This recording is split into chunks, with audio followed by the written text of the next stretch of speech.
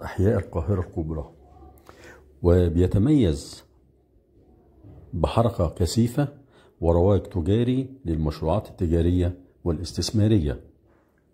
وهناك من الشركات والمحلات والمجمعات التجارية والمطاعم والعيادات. ثم تضم المنطقة أو يضم الشارع بالتحديد العديد من العقارات السكنية التي يسكنها آلاف الأسر ممن يشكلون جمهورا كبيرا في هذه المنطقة. ويعتبر منطقة المنيل بتضم جزيرة الروضة والعديد من الآثار المتنوعة التي يعود تاريخها لمئات السنين، والتي تتنوع بين متاحف وقصور تاريخية رائعة بجانب المقياس القديم للنيل.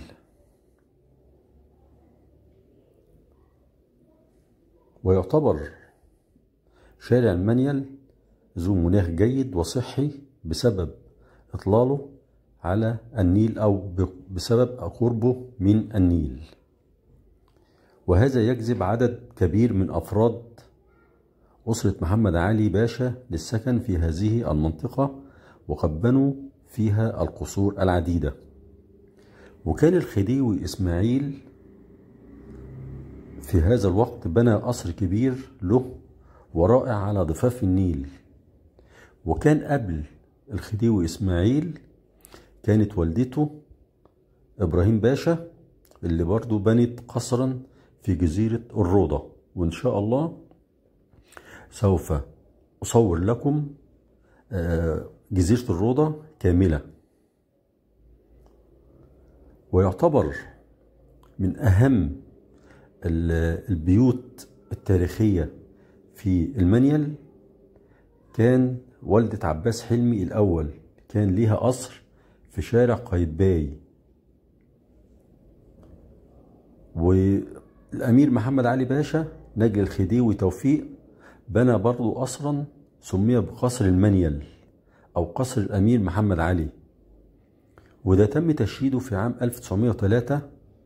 ومع مرور الوقت وجد أفراد الأسرة، أسرة الأمير محمد علي باشا، إن السكن في المنطقة وبناء قصور ومنازل كثيرة ليهم. وإحنا دلوقتي في ميدان الباشا، حضراتكم دلوقتي إحنا في ميدان الباشا، وميدان الباشا ده ليه قصة كبيرة وعظيمة هبقى أحكيها لكم في فيديو خاص.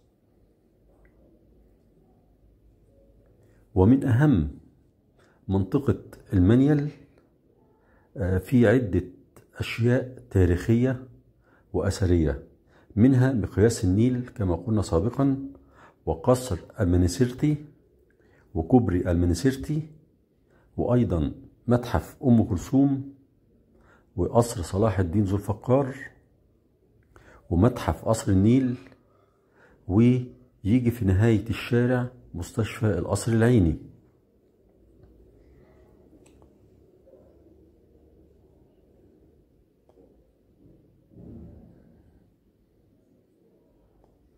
وتبلغ مساحة المنيل حوالي 300 فدان، وتتخذ أرضها شكلا بيضاوي، وتبدأ الحدود من الناحية الشمالية عند فندق الميريديان، وتنتهي عند مقياس النيل وقصر المناسيرتي بطول حوالي 3200 متر. وتقع الجزيرة بين فرعي النيل الشرقي والغربي.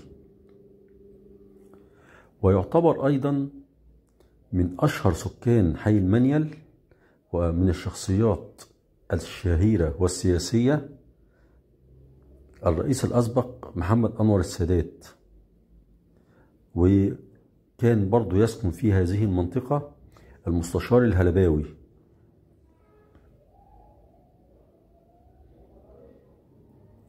والعديد من الفنانين زي عبد الحليم حافظ وكمال الشناوي وحسن حمدي رئيس النادي الأهلي السابق. وأيضا يعتبر من الوزراء الذين يسكنون هذه هذا الشارع هو محمود شريف وزير التنمية المحلية الأسبق.